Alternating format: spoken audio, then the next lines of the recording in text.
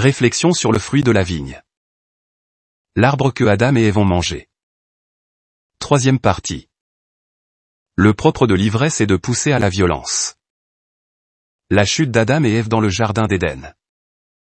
Citation de l'Apocalypse d'Abraham au chapitre 23.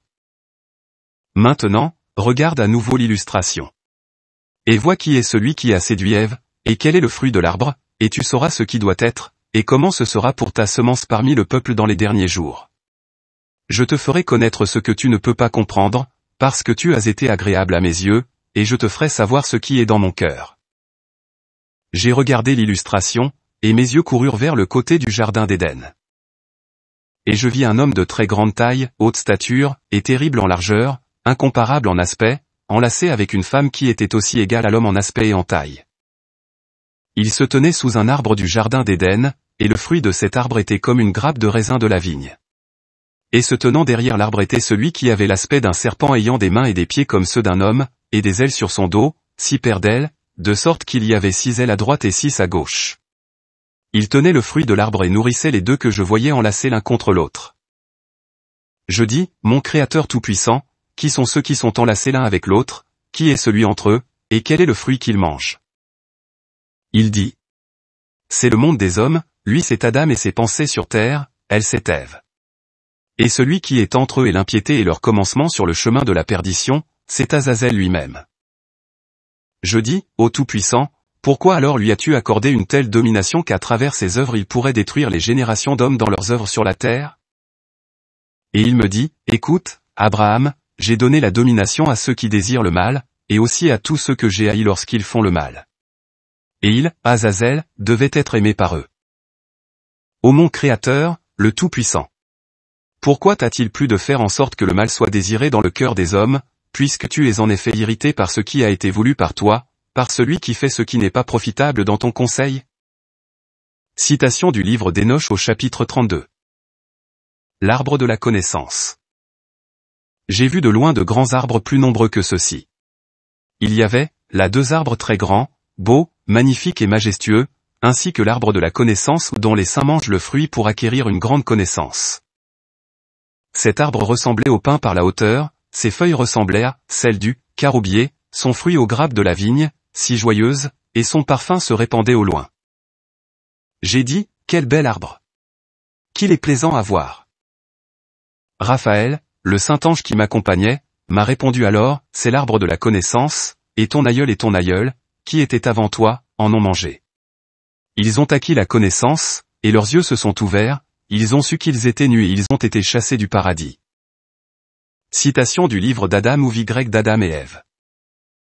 Comment Adam et Ève ont été trompés par Satan dans le jardin d'Éden? Satan répondit et me dit conjointement avec le serpent, comme le Tout-Puissant vit, tu ne mourras pas si tu manges mais tes yeux s'ouvriront pour devenir comme le Tout-Puissant et connaître le bien et le mal. Le Créateur sait que tu deviendras comme lui et il te trompe en te disant, n'en mangez pas regarde l'arbre, dit-il, vois la gloire autour de l'arbre. Quand je regardais l'arbre, je vis autour de lui cette grande gloire. L'arbre est bon et me semble plaisant mais je ne peux aller prendre du fruit, car j'ai peur. Viens si tu n'as pas peur, lui dis-je, apporte-moi du fruit que je mange et je saurai si tes paroles sont vraies ou non. Le serpent m'appela et dit, viens et ouvre-moi la porte pour que j'entre et te donne le fruit. Entré dans le jardin, il s'avança un peu et s'arrêta. Pourquoi t'arrêtes-tu? Quand je te donnerai à manger et que tes yeux s'ouvrent pour devenir comme le Tout-Puissant, peut-être tromperas-tu Adam et ne lui donneras-tu pas le fruit à manger, il deviendrait comme une bête devant toi. Jure-moi que tu vas vraiment lui donner à manger et que tu ne tromperas pas ton mari Adam, dit-il. Je ne connais aucun serment par lequel jurer mais je te dirai par ce que je connais.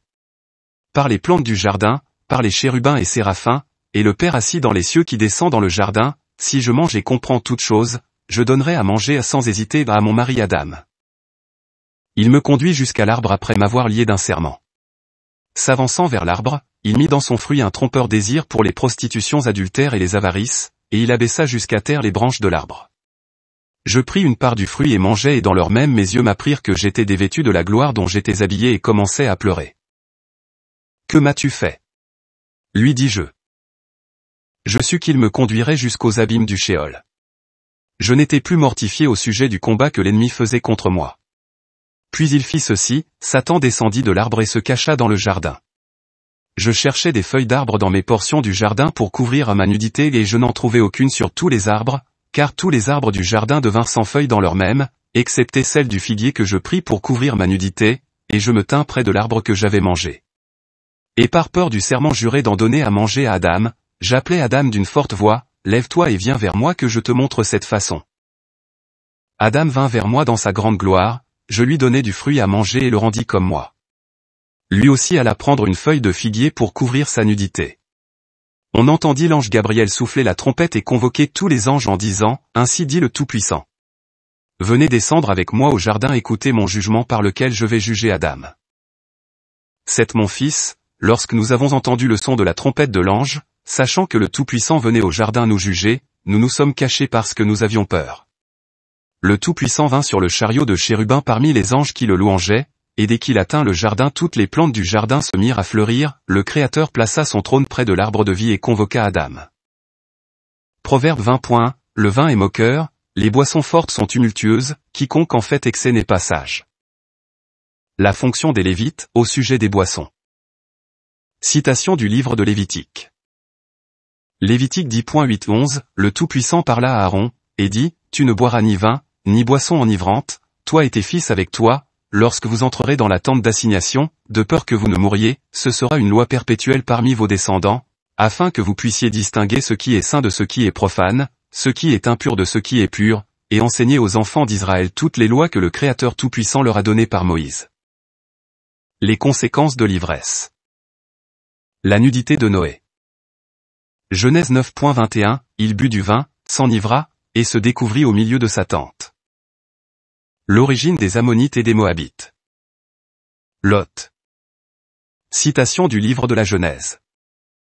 Genèse 19.31-38, l'aîné dit à la plus jeune, notre père est vieux, et il n'y a point d'homme dans la contrée, pour venir vers nous, selon l'usage de tous les pays. Viens, faisons boire du vin à notre père, et couchons avec lui, afin que nous conservions la race de notre père.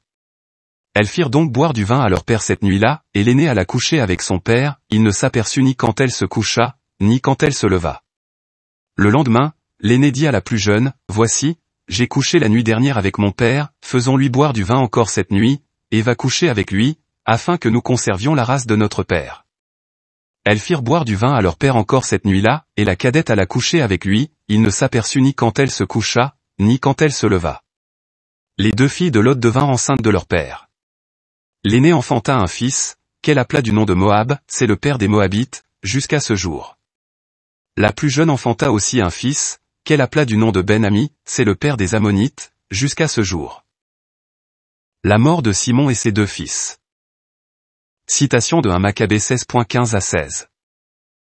Le fils d'Abobul est reçu avec un dessein perfide dans une petite forteresse appelée Dosh, qu'il avait bâtie, et il leur fit un grand festin, et il tint là des hommes cachés. Et lorsque Simon et ses fils furent enivrés, Ptolémée se leva avec les siens, et ils prirent leurs armes, entrèrent dans la salle du festin et le tuèrent, ainsi que ses deux fils et quelques-uns de ses serviteurs. Le patriarche Juda. Citation du testament de Juda. 2 ans après ces choses, Tamar étant encore veuve, elle entendit que j'allais tondre mes moutons et se vêtit de façon nuptiale pour s'asseoir à la porte de la ville Hénin, suivant une règle des Amorites que celle qui va se marier s'assied à la porte pendant 7 jours pour la fornication.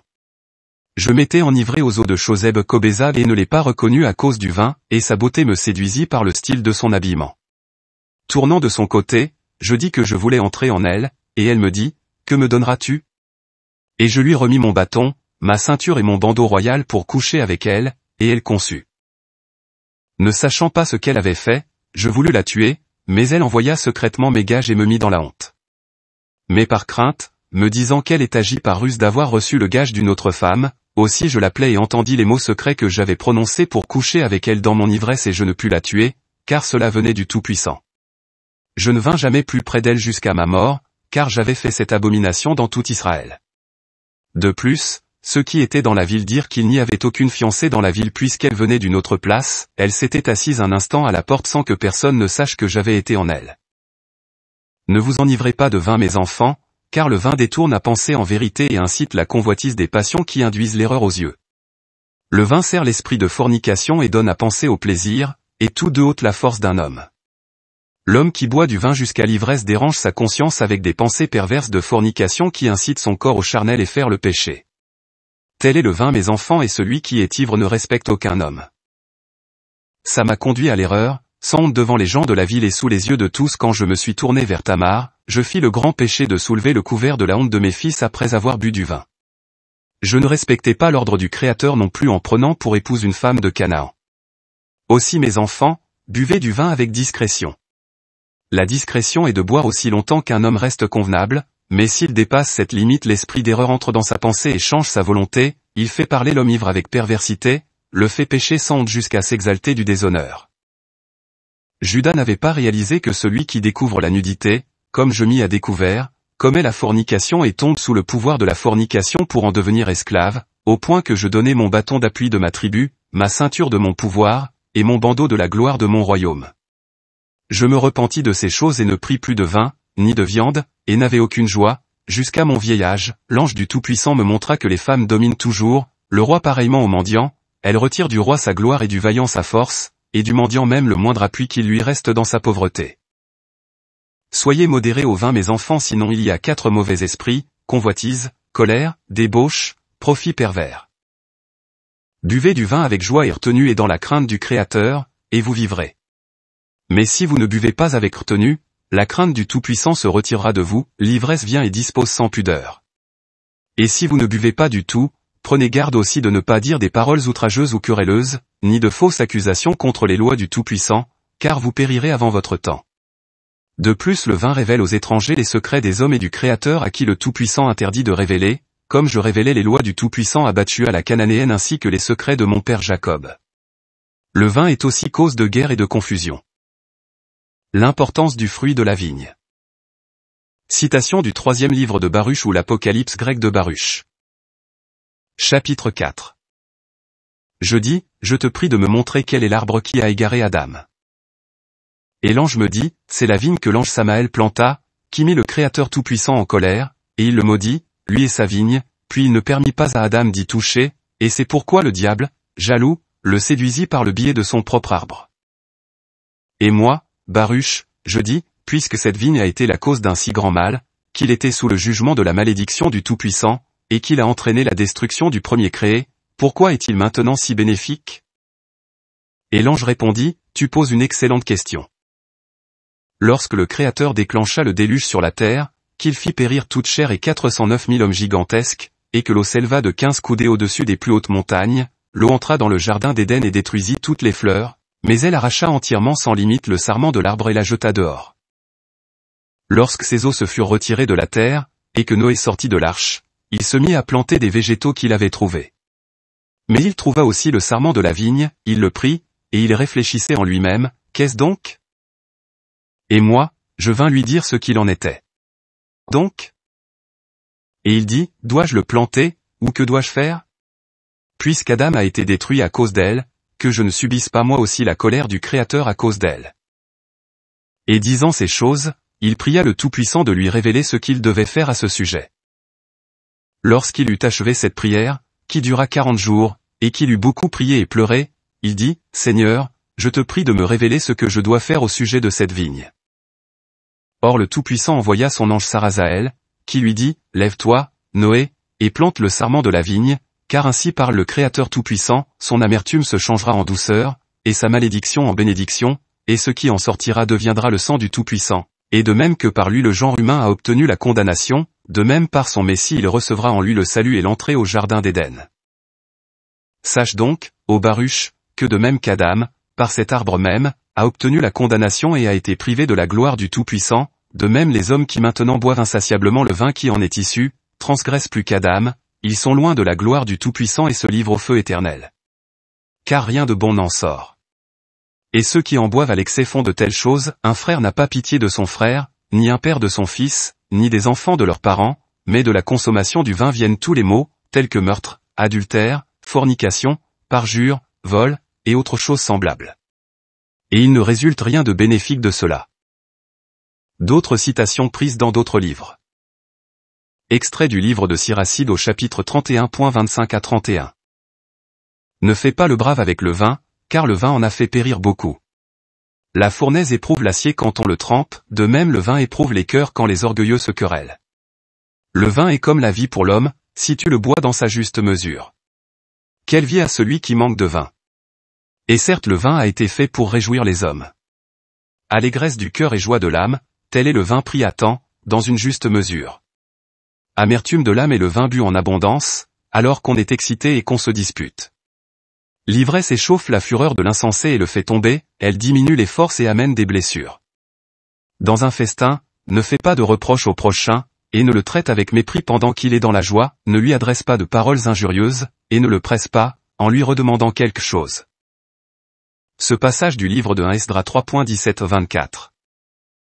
Et le premier, celui qui avait parlé de la force du vin, commença et il s'exprima ainsi. Messieurs, comment le vin est-il le plus fort? Il égare la pensée de tous les hommes qui le boivent, il fait une la pensée du roi et celle de l'orphelin, celle du serviteur et celle de l'homme libre, celle du pauvre et celle du riche. Et il tourne toute pensée vers la bonne chair et la réjouissance, et on oublie tout chagrin et toute dette. Et il rend tous les cœurs riches et on oublie le roi et le satrape, et il fait parler de toutes choses par talents entiers. Et on oublie, quand on boit, de se conduire en ami avec les amis et les frères, et en peu de temps on tire les couteaux. Et quand on a cuvé son vin, on ne se rappelle plus ce qu'on a fait. Messieurs, le vin n'est-il pas le plus fort, puisqu'il oblige à agir ainsi? Et il se tue après avoir ainsi parlé. Tobie 4.15, et ce que tu es, ne le fais à personne, ne bois pas de vin jusqu'à t'enivrer, et que jamais l'ivresse ne marche avec toi dans ton chemin. Proverbe 23.29-32. Pour qui les gémissements? Pour qui le trouble? Pour qui les contestations? Pour qui les ennuis et les entretiens frivoles? Pour qui les repentirs inutiles? Pour qui les yeux livides? N'est-ce pas pour ceux qui passent leur temps dans l'ivresse et qui hantent les lieux où l'on boit? Ne vous enivrez pas, mais faites votre société des hommes justes, et fréquentez-les publiquement. Car si vos yeux s'arrêtent sur les fioles et les coupes, plus tard vous marcherez plus nu qu'un pilon à mortier. L'homme ivre finit par s'étendre comme si un serpent l'avait mordu, et comme si le venin d'une céraste se répandait en lui. Faits intéressants concernant les figues et raisins, fruits de la vigne. Les figuiers et les vignes sont des plantes couramment plantées dans les régions entourant la mer Méditerranée. La vigne n'est pas un grand arbre mais une plante qui se soutient en grimpant, s'enroulant et rampant le long d'une surface. Les figuiers ont un système racinaire agressif qui les aide à survivre dans les zones les plus inhospitalières. Ils peuvent pousser dans un sol pauvre en nutriments. Dans les temps anciens les vignerons plantaient des figuiers pour vérifier si la terre était bonne. De nos jours, souvent, les agriculteurs plantent des figuiers qui servent de structure de soutien pour les vignes, et il n'est pas rare de trouver des figuiers avec des raisins qui poussent dans ces branches. Ainsi, les vignobles ne sont pas exclusivement destinés à la plantation de vignes. On retrouve aussi l'association du figuier et de la vigne dans cette parabole de Yehoshua. Luc 13, 6-7 il dit aussi cette parabole, un homme avait un figuier planté dans sa vigne. Il vint pour y chercher du fruit, et il n'en trouva point. Alors il dit au vigneron, voilà 3 ans que je viens chercher du fruit à ce figuier, et je n'en trouve point. Coupe-le, pourquoi occupe-t-il la terre inutilement? Le symbolisme de cette parabole est la suivante. Le propriétaire de la vigne représente le Créateur. Le vignoble représente Israël. Le figuier représente les chefs spirituels, religieux d'Israël. Le vigneron représente Yehoshua en tant que Messie. Conclusion. Nombre 13,23.24 version 70, arrivés au vallon de la grappe, ils l'explorèrent, ils y prirent un rameau avec sa grappe et ils remportèrent sur des leviers, ils cueillirent aussi des grenades et des figues. Et ils nommèrent ce lieu vallon de la grappe, à cause de celle qu'ils y avaient coupée. Version Louis II, ils arrivèrent jusqu'à la vallée d'Eshcol, où ils coupèrent une branche de vigne avec une grappe de raisin, qu'ils portèrent à 2 au moyen d'une perche, ils prirent aussi des grenades et des figues. On donna à ce lieu le nom de vallée d'Eshcol, à cause de la grappe que les enfants d'Israël y coupèrent. Dans les différentes citations nous avons vu les conséquences d'être ivre. Mais aussi comment nous devons être pour plaire au Tout-Puissant. Chacun rendra compte au jour du jugement. Je finis par cette citation du livre de Baruch au sujet du fruit de la vigne, ainsi parle le Créateur Tout-Puissant, son amertume se changera en douceur, et sa malédiction en bénédiction, et ce qui en sortira deviendra le sang du Tout-Puissant, et de même que par lui le genre humain a obtenu la condamnation, de même par son Messie il recevra en lui le salut et l'entrée au jardin d'Éden. Ce qui nous donne les mots de Yehoshua disant, car ceci est mon sang, le sang de l'alliance, qui est répandu pour plusieurs, pour la rémission des péchés.